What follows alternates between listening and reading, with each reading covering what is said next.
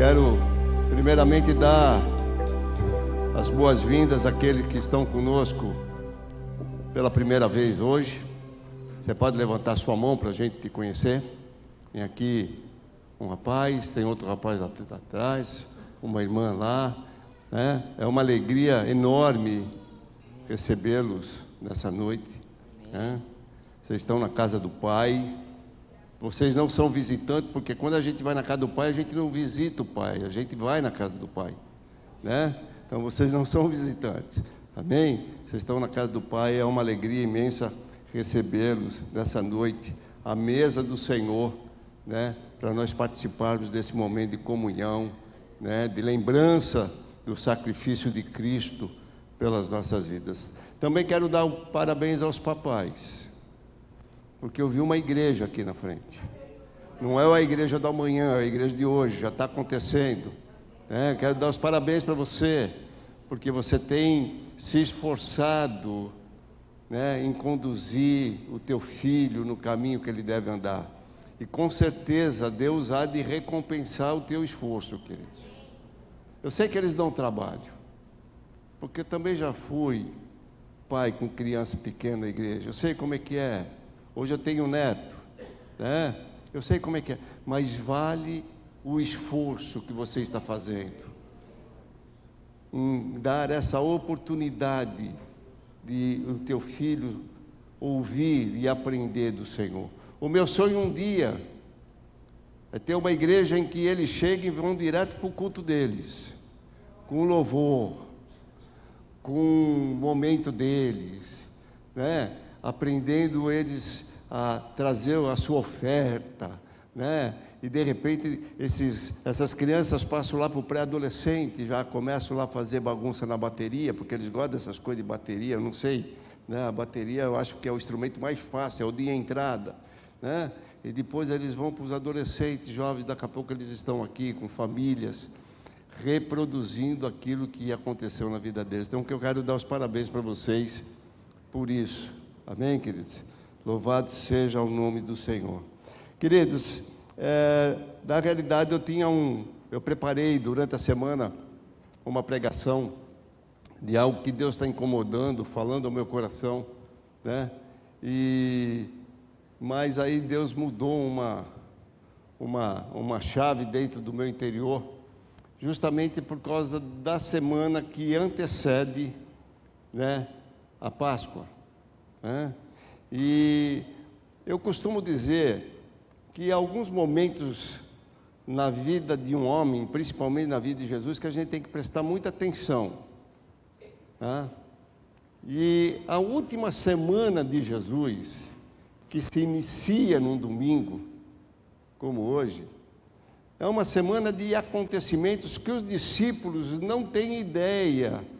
Ou seja, eles não estão atentos, não é que eles não têm ideia, eles não estão atentos, né, daquilo que Jesus já vinha comunicando durante toda a caminhada, mas Jesus sabia que aquele era um momento importante. Então, as palavras de Jesus dessa última semana é algo que a gente tem que prestar atenção em algumas coisas. E eu quero compartilhar com você, e quem sabe aprendermos algo a respeito disso. Eu vou usar essa última semana no livro de Mateus, mas eu quero que você abra a sua Bíblia para a leitura inicial, no livro de João, capítulo 12. Livro de João, capítulo 12.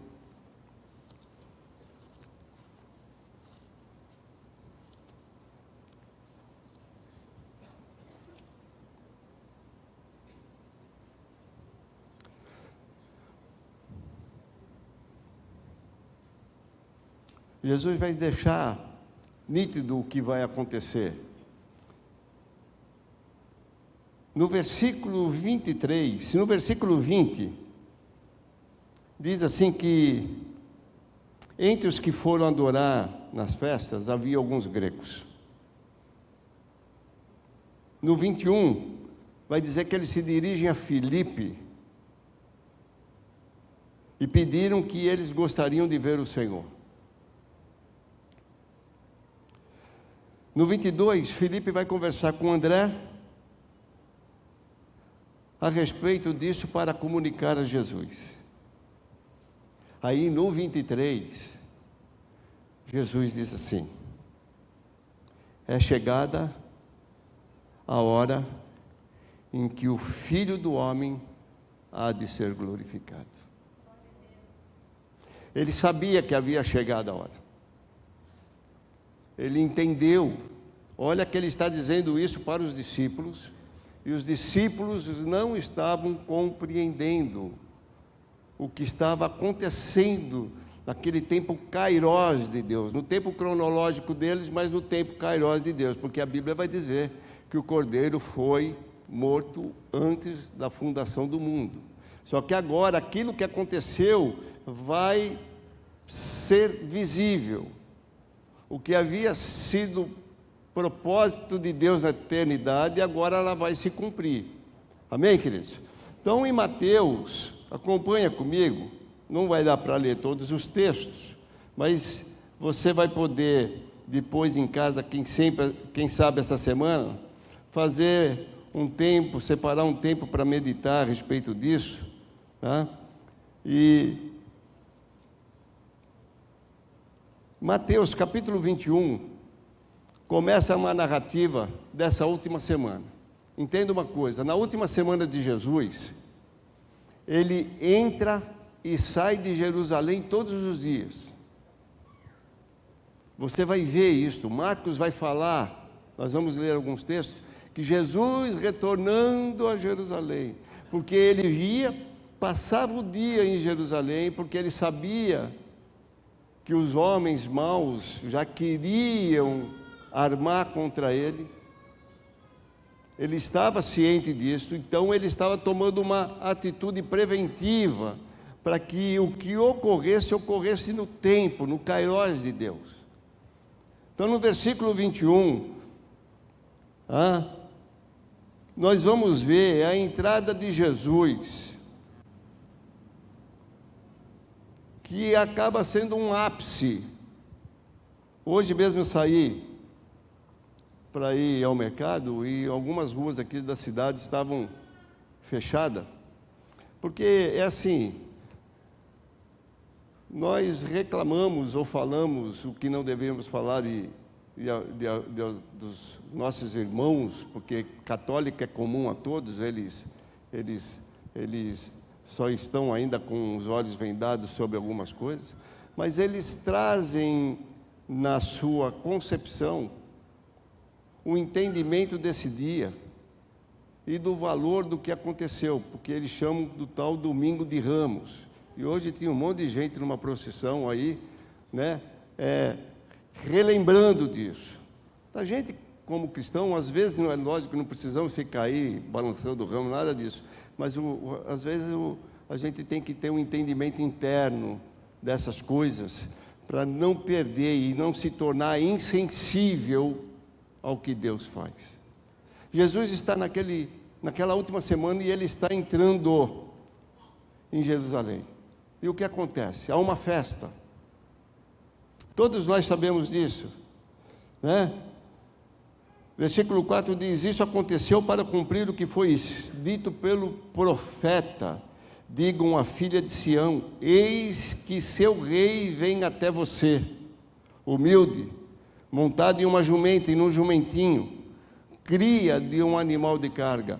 Então eles sabiam, eles tinham ideia da conotação de aquele momento. Era um momento não só representativo, mas era um momento singular, de uma mudança, de uma circunstância do que estava acontecendo.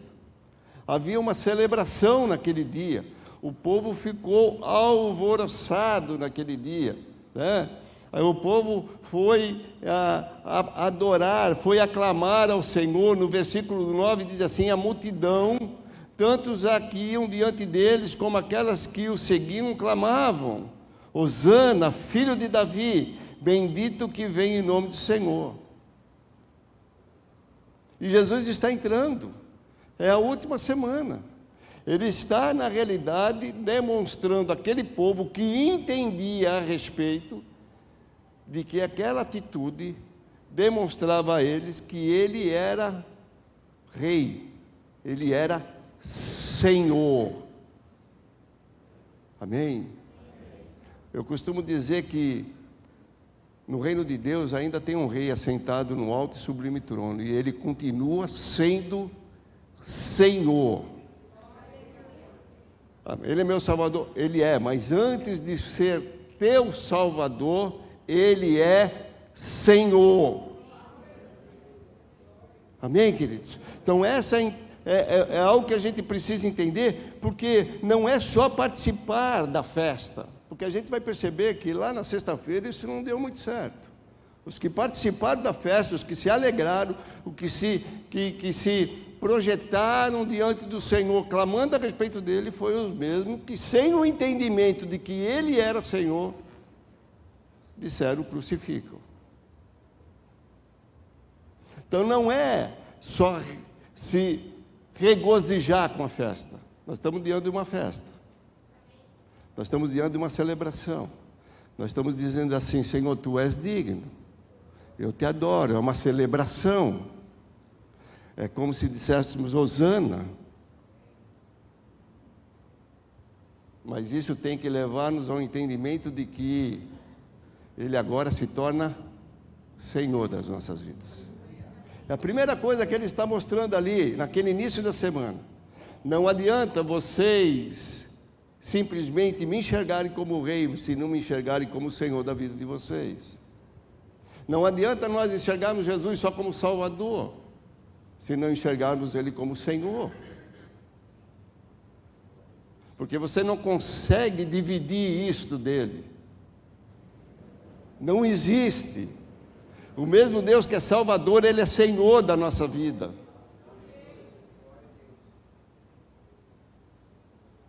E você sabe o que é ser Senhor?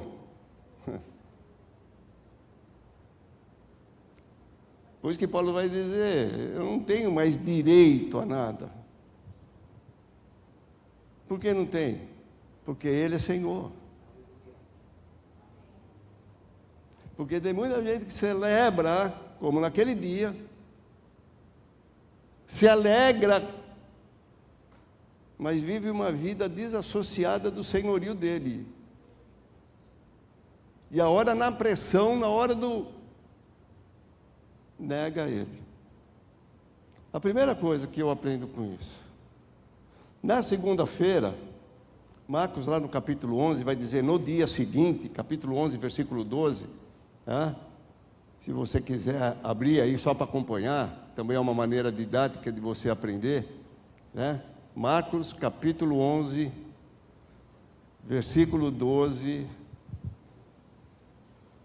vai explicar essas entradas e essas saídas de Jesus na última semana, tá?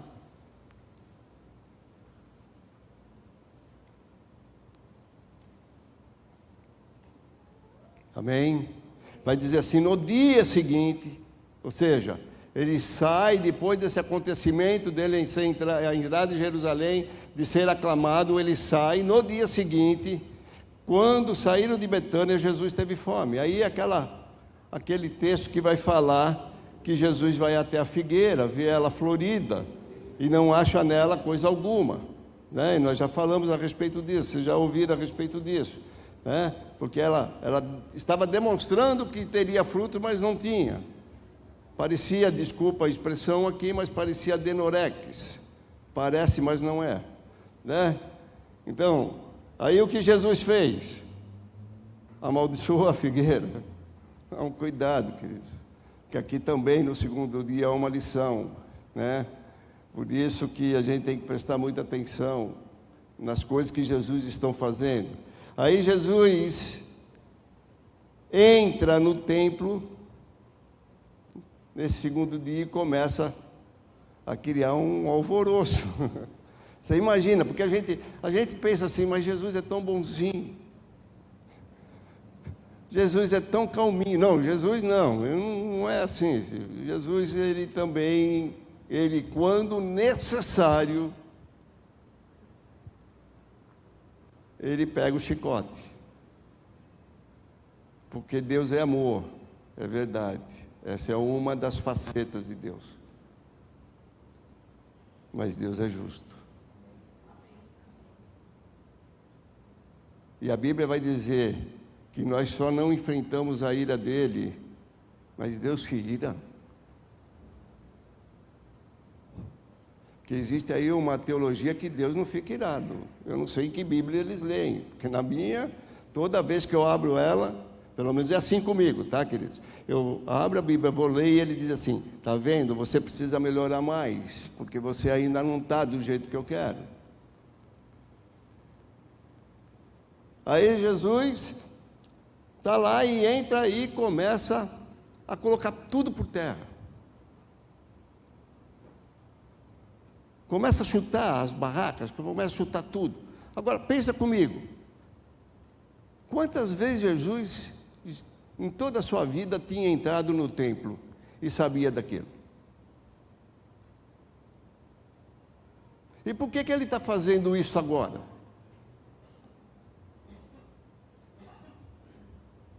Jesus entrava naquele templo,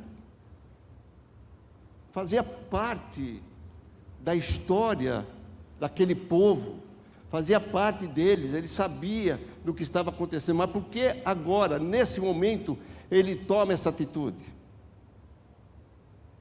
Ele toma essa atitude, queridos, porque no dia anterior,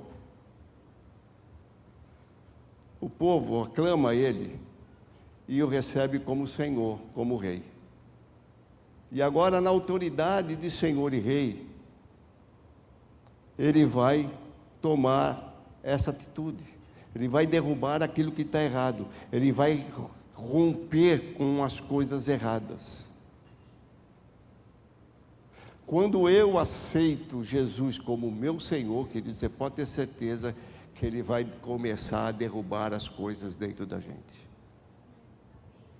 Por isso que eu digo que para construir um fundamento novo, Jesus vai ter que destruir o fundamento antigo. Por quê? Porque agora eu não só tenho conhecimento dele. Ele não é só o filho do carpinteiro. Ele não é só o filho de Maria, não é só o filho de José. Ele não é só alguém que está andando com um novo ensino. Não, agora ele foi recebido como Senhor. E como Senhor ele vai romper com o que está errado. Então a primeira coisa que vai acontecer comigo e com você, queridos, e vai acontecer sempre,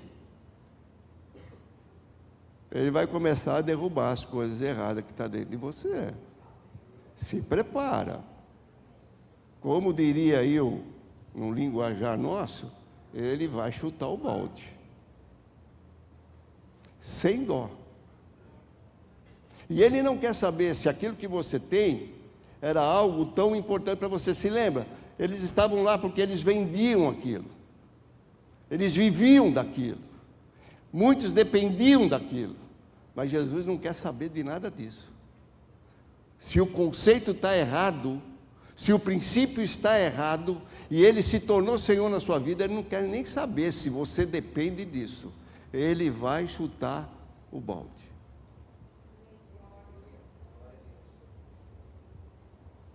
Amém? Ele continua sendo Senhor da sua vida? Então se prepara. Se prepara. Amém? No terceiro dia, ele novamente, Marcos, lá em 11:27, vai dizer que ele está regressando. Né? E agora ele regressa a Jerusalém, e ele entra no templo, Mateus 21, de capítulo 21, 28 a 25, vai narrar esse tempo. E a gente que conhece da palavra sabe que Jesus nesse tempo vai ensinar a respeito de muitas coisas, principalmente a respeito dos fins das coisas. O capítulo 24 fala muito a respeito disso. Quando pergunto para ele, quando é que vai acontecer essas coisas? Ele vai dizer assim, antes de acontecer essas coisas, né? Virão guerras, terremotos, aquela coisa toda que a gente já ouviu, né? E Jesus agora, mesmo sabendo por tudo que vai passar, a preocupação dele não só aos discípulos, mas aqueles que dão ouvido, é ensinar a palavra, é se preocupar em comunicar, em transmitir instrução. Não é transmitir instrução para ficar erudito, querido. Não tenho nada contra a erudição. Não tenho. Eu acho lindo quem é erudito. Fala com o velho, aquela coisa. Não tem um problema, não. Eu não sou assim. Eu sou mais popular. Mas o ensino não é para a erudição. O ensino é para que a gente possa conhecer, aprender a respeito de quem a palavra está falando. E quando eu aprendo a respeito de quem a palavra fala, eu me aproximo mais dele. E me aproximando mais dele, eu fico mais parecido com ele, mais ele vai chutar os meus baldes, mais ele vai arrancar de mim aquilo que não deve, mais ele vai se tornar meu Senhor. Teve uma amada essa semana que me mandou uma foto que ela disse que vai ser a minha igreja. O nome da igreja é a igreja do lindão e do cheiroso, porque eu chamo de Jesus meu lindão e meu cheiroso, porque ele para mim é isso, querido. Ele é meu amado. Eu sou apaixonado por Ele. Eu sou apaixonado por Jesus. Então, eu vou para a palavra não para ser um erudito. Eu vou para a palavra para conhecer Ele. Para saber quem Ele é. Porque quanto mais aprendo, quanto eu mais estudo a palavra, mais do caráter dele o Espírito me mostra. Jesus está preocupado em que eles entendam como é importante ter uma vida de devocional, ter uma vida aplicada a aprender da palavra, a aprender do Senhor da palavra, a entender aquilo que Ele deixou como revelação das coisas futuras, a quais a nós não precisamos nos atemorizar, porque Ele diz que quando essas coisas futuras acontecessem, que iriam acontecer, Ele estaria conosco, porque eu posso crer que Ele vai estar conosco, porque o caráter dEle é demonstrado nas suas atitudes, em todo o texto bíblico que eu leio.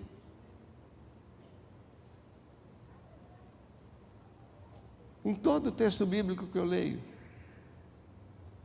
Então, qual é o desejo dele? É de transmitir, de se fazer conhecido, de revelar o seu coração, de revelar as suas intenções para comigo e para com você. Ele está lá, ele sabe o que vai acontecer, mas ele está lá. Eu quero deixar nesses últimos dias uma base, um fundamento para que vocês, na hora do tempo da perseguição, vocês não se desesperem, porque aquilo que eu falei, aquilo que eu ensinei, está tão alicerçado, deveria estar tão alicerçado dentro de vocês, que vocês não vão se esmorecer diante de qualquer problema.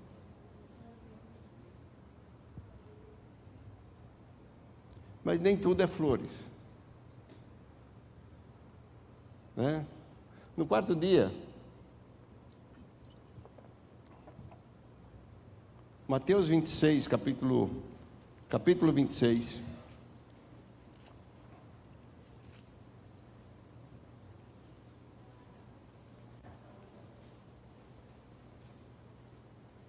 Jesus está em Betânia. Ele está na casa de Simão o leproso, 26:6. Aproxima-se dele uma mulher trazendo um frasco feito de alabastro, um perfume precioso, que ela derramou sobre a sua cabeça, estando ele à mesa. Olha como os discípulos,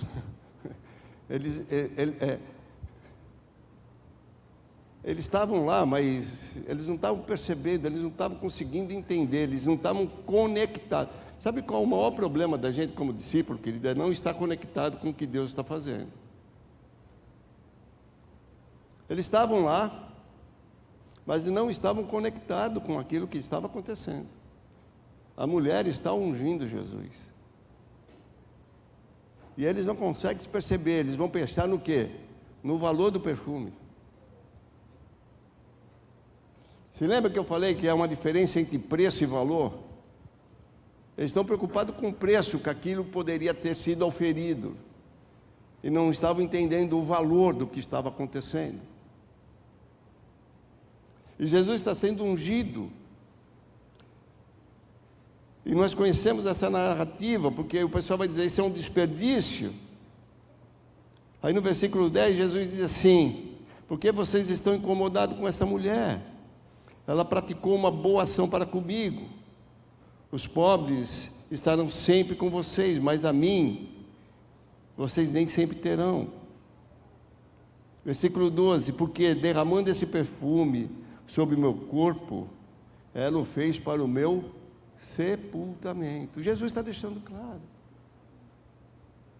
Mas nesse mesmo dia que Jesus está sendo ungido, que Deus está usando aquela mulher para fazer algo, um simbolismo vivo de algo que estaria acontecendo nesse mesmo dia.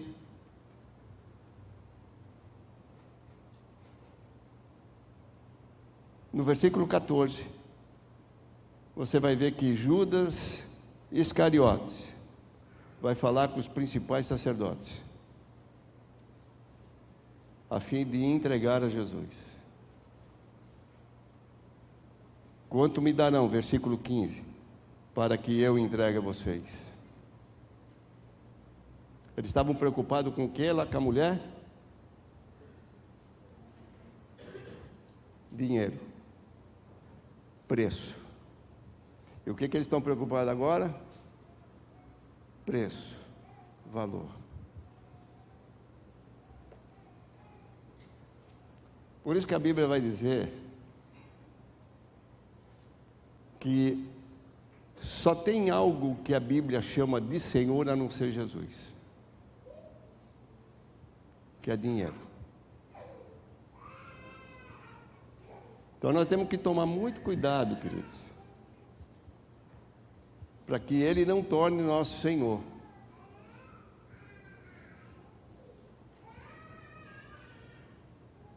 Tem algum problema ganhar dinheiro? Não, nenhum. Eu oro para que você seja próspero, mas seja fiel. E que não se corrompa por aquilo que o Senhor está te dando. Pensa comigo, queridos, eu sempre pensei assim, é que Jesus não quis me dar dinheiro, porque sempre que Ele me deu, eu dei para Ele. Quando eu ia para as conferências missionárias, a Cristina tirava de mim uma coisa, a chave do carro, porque ela sabia que era possível a gente voltar a pé para casa, mas ela não conseguia tirar meu talão de cheque. E minha conta com o Senhor sempre foi assim, se o Senhor é o meu Senhor, o que eu tenho lá na conta, a parte maior é sua. A mãe tinha conta para pagar? Tinha, é logo que eu tinha um monte de conta para pagar como você tem. Mas eu nunca fiquei devendo nada para ninguém. E era assim, 5 mil reais, aí o pessoal fazia apelo, ela já sabia. Ele vai levar um cheque lá na frente. E eu levava um cheque de 3.500, 4 mil reais, e dava, porque era dele, ele que me deu. Se ele me deu, ele tem um propósito.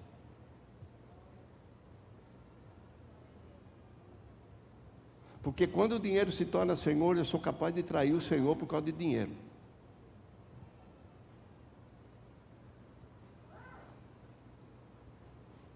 Então a minha confiança tem que ser mais no Senhor do que no recurso. Jesus está ensinando isso.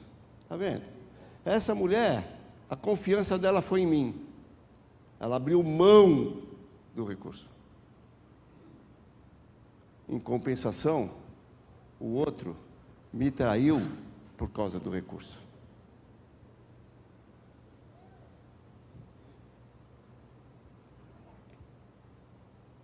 Tudo Jesus tem em cima, queridos.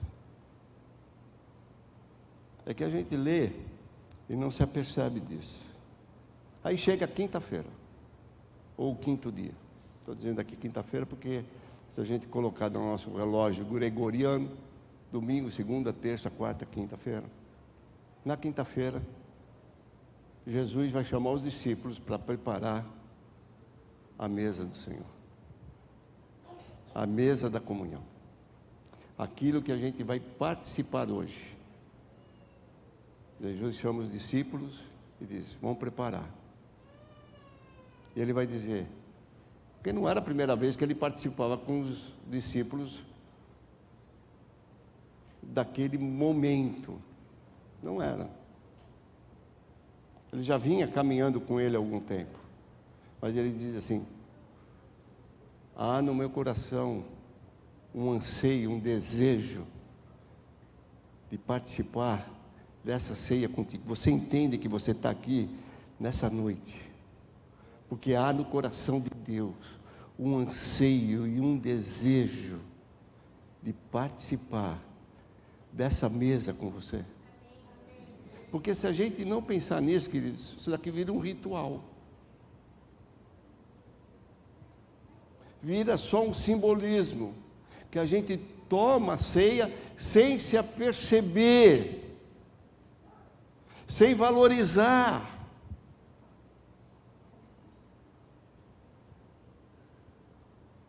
O que na realidade o Senhor quer comunicar através da mesa que Ele coloca diante da gente. É lógico que a mesa daquele dia, ela não tem muito a ver com só o que nós comemos aqui. Havia uma série de elementos que eram colocados sobre a mesa, que traziam a recordação, o tempo no Egito, a saída pelo deserto, como Deus abençoou, os momentos difíceis, mas o momento da alegria deles terem conquistado a entrada na terra prometida.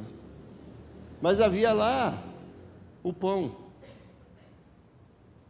e havia lá um cálice e um lugar separado,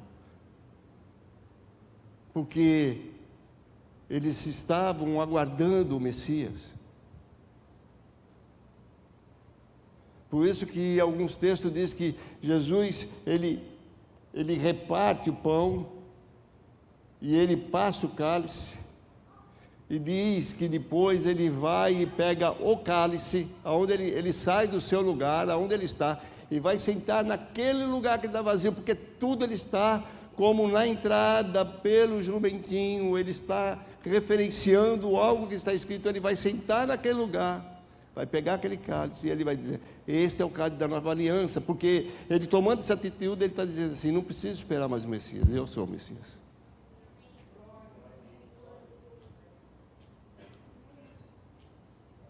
Quando você participar disso, queridos, quando você vier hoje aqui à frente, tomar a tua ceia, lembre-se de todo o processo que Jesus passou, para que Ele pudesse dar a mim e a você acesso, novamente nos restabelecer a comunhão com o Pai, que o pecado que estava sobre nós havia nos separado dessa comunhão. Não é só beber um cálice e dizer: participei da ceia. Isso se torna tão religioso que não muda a gente, queridos.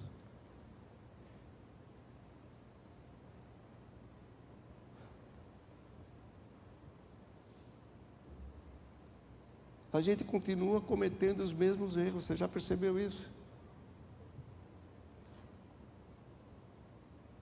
Já continua fazendo as mesmas práticas que já não deveríamos estar fazendo. Por isso que Paulo dizia assim: quando você era menino, agia como menino, agora você se fez homem. O que Deus espera? Que a gente vá crescendo. Eu, quando tomo a ceia, primeira coisa que é o meu sentimento é que Deus é bom demais comigo.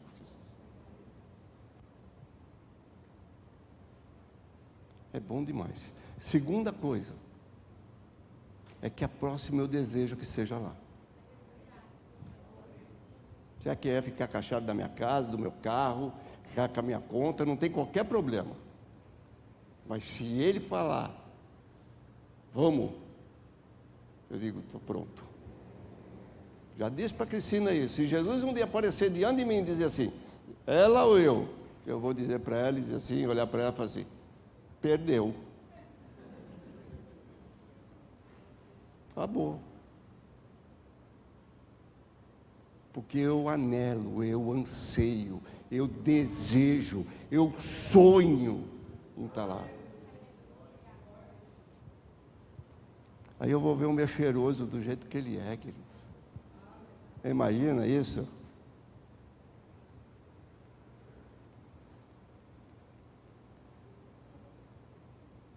Nesse quinto dia, o que o Senhor nos chama para viver em comunhão, queridos. Comunhão horizontal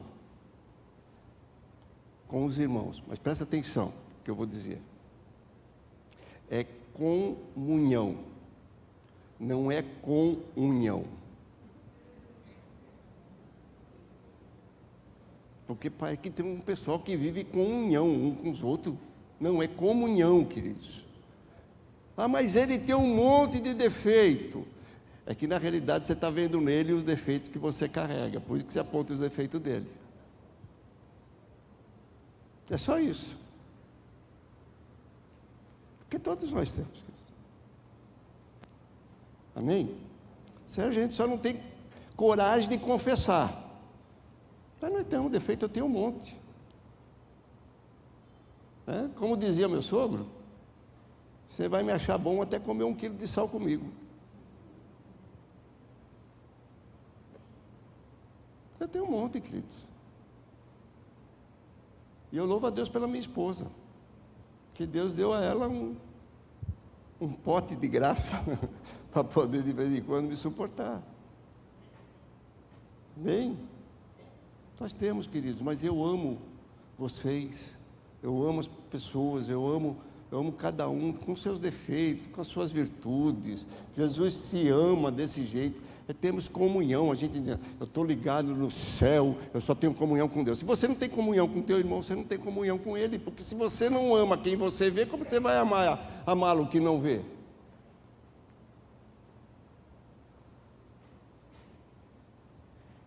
Eu não vou com a cara dele, mas você sabe que a cara dele é igual a de Jesus?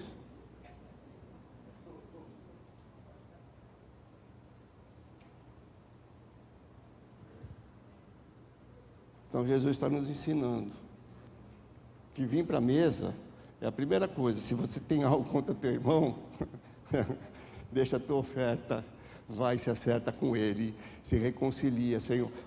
Vou te ensinar 3 palavras para você aprender, rapidinho, e dar resultado. Não tente convencer quem está certo ou quem está errado, porque sempre tem 50% para os dois lados. Chegue para a pessoa e diz assim, meu irmão, eu errei, me perdoa, eu te amo. Acabou. Eu errei, me perdoa, eu te amo. Porque amor não é sentimento. Como perdão não é sentimento. Eu não estou pedindo, mas Deus não mandou você sentir nada. Deus falou, vai lá e conserta com teu irmão. Comunhão. Amém, queridos?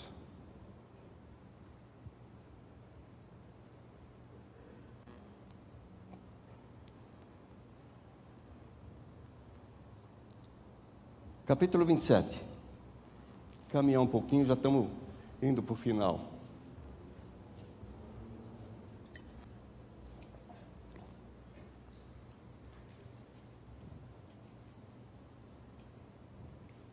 No capítulo 27, vai ter toda a narrativa depois da ceia.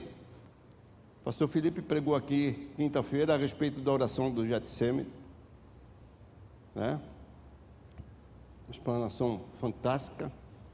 Ele chamou atenção para algo que até o momento eu não tinha me apercebido, mas que mudou algo dentro do meu coração, de como Jesus 3 vezes vai responder ou vai falar com o Pai, né? Que a oração, eu achei lindo quando o pastor Felipe disse assim: a oração fez Jesus caminhar para o centro da vontade do Pai. Porque às vezes a gente só ora para Jesus caminhar para o nosso centro, né? Fazer a nossa vontade. A gente chega no Jesus com uma lista de mercado que a esposa dá para você passar lá antes de chegar em casa. Mas Jesus, Ele muda a sua oração, entendendo que Ele está caminhando para o centro, para o propósito da vontade do Pai. E Jesus, no capítulo 27, Ele está caminhando para isso. Ele é entregue na mão dos homens. Ele vai diante de Pilatos, no capítulo 11. No capítulo 11 não, no versículo 11, perdão. No versículo 15, do 15 ao 26, então Jesus é condenado. No 27, versículo 27, os soldados vão zombar dele, vão cuspir, vão bater na cabeça dele, no versículo 30.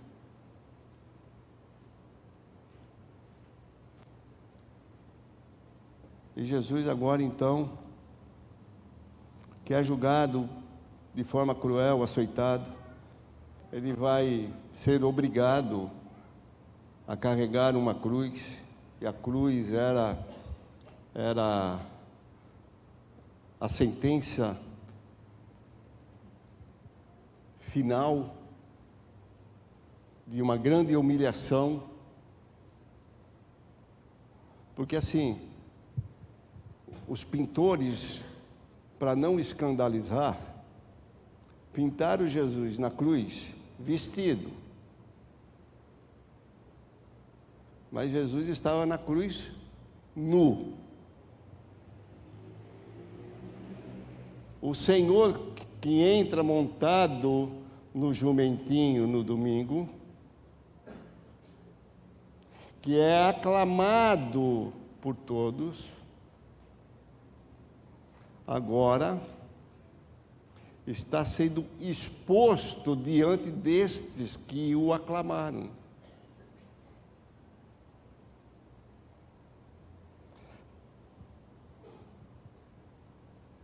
A tua atitude está reverenciando o Senhor ou está expondo o Senhor?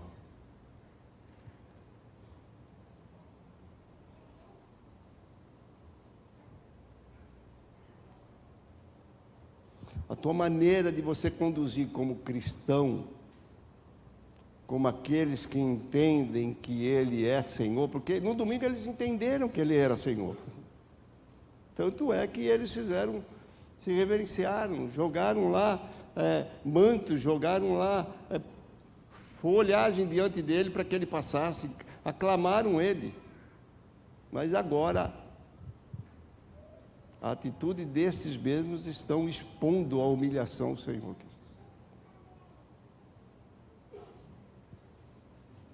A nossa atitude pode fazer isso. Num dia de culto abençoado, sair daqui e dizer: que bênção, que glória, gloriosa, e exaltar o Senhor. Mas chegar lá fora, aí o irmãozinho pisa no carro, alguém faz uma coisa, e eu, com a minha atitude,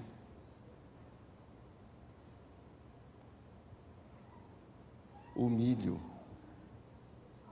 ao Senhor. Porque você já ouviu assim? Eu já trabalhei, nunca aconteceu assim. Isso acontece só lá em São Paulo, né? Quando eu me converti, eu era um um crente que queria converter todo mundo. Se eu pudesse, eu convertia até o capeta. Entende? Era assim, eu era um crente chato. Eu trabalhava com o pessoal lá na empresa e eu queria converter todo mundo. Aí tinha um outro crente. Só que o outro crente era um crente, sabe aquele crente?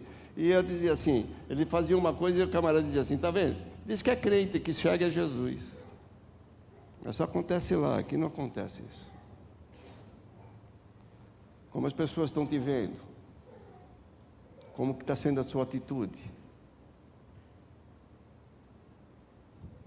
Você está exaltando ou está expondo o Senhor? Jesus está carregando a sua cruz.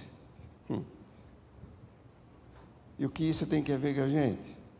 É que ele diz assim para mim e para você: se você quiser me seguir, negue-se a si mesmo e tome agora a sua cruz. Ela é bonita aqui, né, queridos? Mas aqui, ela não muda você.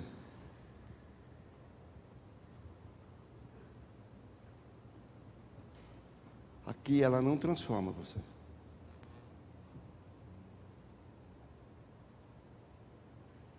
Olhar para ela como referencial não muda a gente, queridos.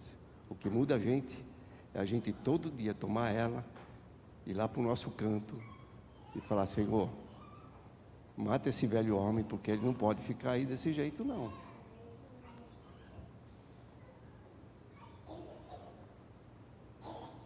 E tomar a cruz é uma decisão. Eu decido. Por isso ele disse: se você quiser, ou seja, você decide. Mas lá no final ele também vai decidir algumas coisas, que isso me apavora. Quer dizer, ele está dizendo assim: se você quiser me seguir, negue-se a si mesmo, tome a sua cruz e siga-me. Ou seja, você tem uma decisão, você pode querer ou não, amém? Vai lá. Ele disse que encontrou uns crentes. Diz: Senhor, em teu nome nós expulsamos demônio, em teu nome nós não sei o quê. E passou lá uma relação. Fizemos evento, em teu nome nós estávamos lá na ceia, em teu nome nós estávamos lá adorando o Senhor. E Jesus vira para ele e diz assim: afaste-se de mim, porque eu não conheço vocês. O que Jesus está dizendo? Vocês andaram a vida inteira sem ter comunhão comigo, sem tomar uma decisão de negar a si mesmo. Estavam lá, fazendo a coisa no lugar certo, fazendo a coisa aparentemente certa, mas não da maneira que Deus gostaria que fizesse. Por isso que eu digo que eu espero que quando Jesus voltar eu não seja mais pastor, porque em todo filme de arrebatamento o pastor fica. Eu não sei o que eles têm quanto pastor. Todo filminho de arrebatamento o pastor fica. Meu Deus do céu.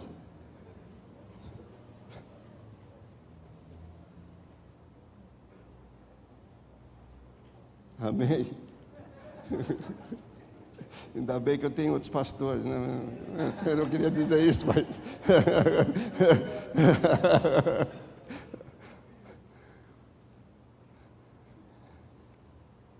Chega sábado agora. Jesus é crucificado. José de Arimateia, no final do dia, vai lá, toma o corpo de Jesus,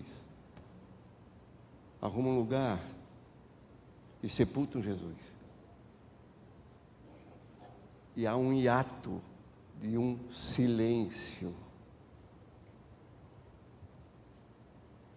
no sétimo dia.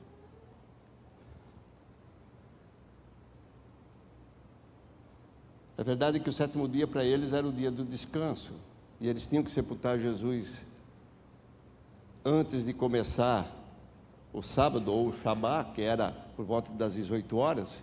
Então ele só poderia ser tirado no sábado depois das 18 horas, porque o relógio deles não funciona que nem o nosso, de 0 a 24, naquela época. E eles estão preocupados, ou a maioria ali está preocupado, em que, ao começar o sábado, eles teriam que ir para casa. Eles se recolhiam para comer a ceia, passar a ceia junto. Mas enquanto eles estavam lá, nas suas casas, Jesus estava no sepulcro. Ele estava ali cumprindo o seu propósito. Só que quem estava do lado de fora, como os discípulos e outros que ficaram totalmente desnorteados pelo que aconteceu, porque agora entenderam, como diz aí o pessoal, agora caiu a ficha, eles entenderam, eles ficaram extremamente desnorteados. O sábado foi para eles uma eternidade. Por que foi uma eternidade? Porque primeiro esperar não é fácil. Jesus sempre vai responder às nossas orações com 3 respostas, queridos. 3. Ele vai dizer sim. Ele vai dizer não. Não é resposta de Deus, tá bom? Não vem com desculpa. Não pode ser que seja não. Não é resposta de Deus. Não. Eu cheguei para Deus e falei assim: Deus, o Senhor curou meu pai uma vez. O Senhor é poderoso para curar a segunda vez. E Deus diz assim: eu não vou curá-lo, eu vou levá-lo. E levou? Não. Moisés, você não vai entrar na terra. Não, mas não vai entrar. Não interessa o que você fez, não interessa os 40 anos, não interessa nada disso. Não vai entrar, porque você não cumpriu o que eu determinei. A palavra vai dizer assim: a sua atitude não me santificou. É essa a palavra. E era só para tirar a água. Mas olha, tirar uma água santificava ao Senhor. O que ele disse para Paulo? Paulo, eu não vou tirar espinho da carne. Não. Então sim e não é uma resposta de Deus. E a terceira resposta de Deus, que para mim é mais difícil, é onde ele trata comigo, e ele diz assim: espera. Porque esperar não é fácil, queridos. E eles estão agora nesse tempo de espera. Por que a espera é difícil? Porque a espera prova a nossa confiança no Senhor. Agora eles têm que trazer à memória tudo aquilo que eles aprenderam. Sabe qual é o nosso problema? Nós vamos ouvindo, como os discípulos, e não aprendemos. Chegou na hora, eles ficaram desesperados. Por quê? Porque aquilo que havia sido semeado na vida dele, agora não encontra lugar para dar fruto, eles se desesperam. Se você ouve a palavra de Deus, se você aprende a palavra de Deus, se você confia na palavra de Deus, na hora que você ouvir ele falar, espera, você vai falar: Deus está trabalhando. Mas o que aconteceu com eles? Eles se desesperaram. Eles se amedrontaram. Por causa da falta de entendimento e da compreensão de que aquilo que estava acontecendo já havia sido previsto. E Jesus já vinha falando a respeito disso.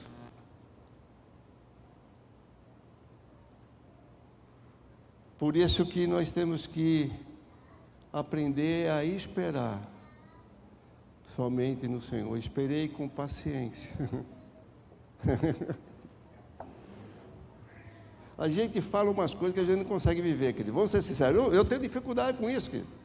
Eu nasci de 6 meses. Você imagina se eu tenho condição de esperar alguma coisa. Imagina. Se de vez em quando eu não tenho que morder os beiços para aguardar o que Deus vai fazer. Esperar com paciência. Mas chega o domingo. Lógico que nós vamos ouvir uma pregação domingo que vem. né? Que talvez seja alinhada com isso. Mas chegou o domingo. A Bíblia diz que o choro dura uma noite, mas a alegria vem pela manhã. E como Deus sempre nos surpreende, eu sempre espero assim uma surpresa de Deus, queridos. Sempre espero, sempre. Porque sempre vai nos surpreender. Sempre. Elas foram lá no sepulcro para dar uma ajeitadinha. Já tinha passado o período, podia já chegar lá, fazer alguma coisa. Chega lá.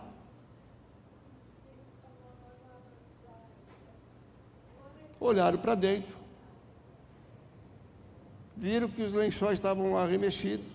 Tinha um lá meio jeitosinho, mas um dia a gente vai explicar sobre essa questão desse lenço lá. Não vou falar agora, né, porque aí dá uma outra pregação. Aí eu vou lá, cadê Jesus? Aí encontra um carpinteiro. Onde colocaram o meu Senhor? Queridos, às vezes a gente está diante dele e não reconhece que é ele.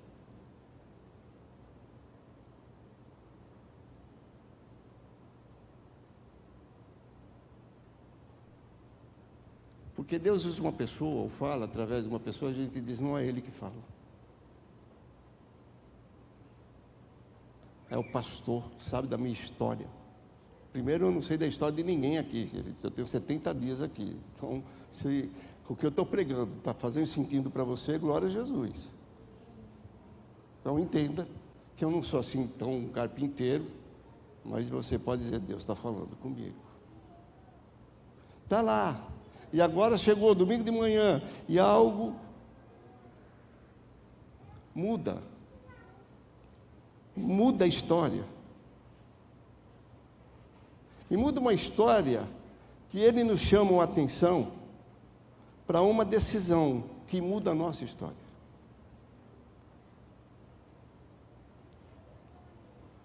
A história é mudada nesse domingo, amém, queridos? O Jesus que havia morrido não estava mais lá. Ele ressuscitou. Não só mudou uma história, mas como muda a nossa história isso. Quando eu tomo uma decisão de viver por Ele.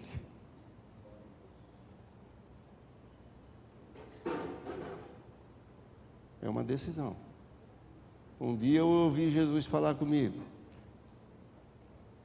Me aceita como Senhor e Salvador da sua vida. Ó, como Ele disse. Ó a ordem que Ele colocou. Como Senhor e Salvador. Ele colocou o Senhor na frente. Me aceita como Senhor e Salvador da sua vida, que eu mudo a tua história. Naquela noite, dia 28 de maio de 1994, eu levantei minha mão para o Senhor e Ele mudou a minha história.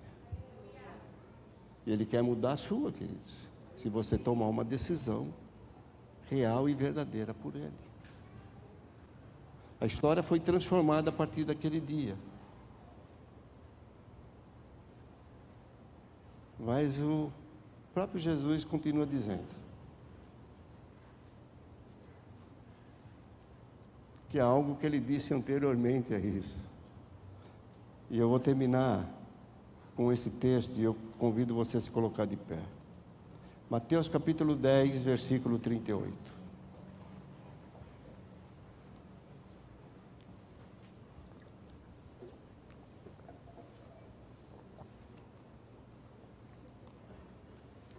Mateus capítulo 10, versículo 38.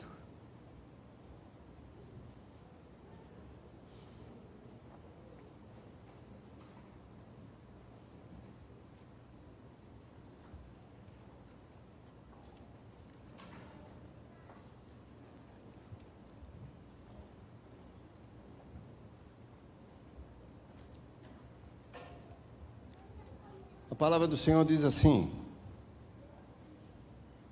e quem não toma a sua cruz e vem após mim, não é digno de mim.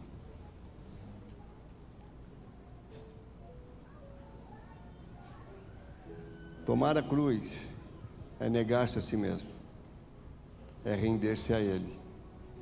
é reconhecer Ele como o Senhor e Salvador da sua vida.